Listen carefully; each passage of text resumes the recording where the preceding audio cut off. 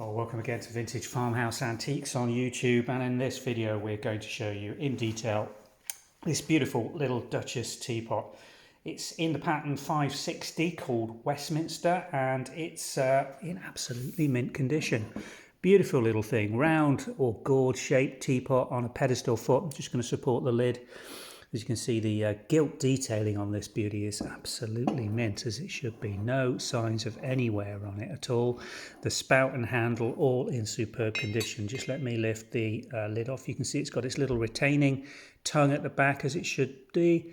Absolutely mint all the way around. Patterns, that's not a chip there, that's just where the patterns wrap round over. Can you see that? Over the underside.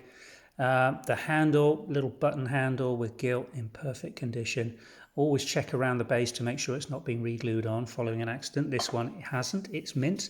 And the inside, just look, has that ever been used? Well, there's just a few little signs of some tannin staining around the inner sieve to retain the tea leaves, and that gives away some of the history of this teapot. Has been used, but very, very lovingly and very carefully, in mint condition, I'd say.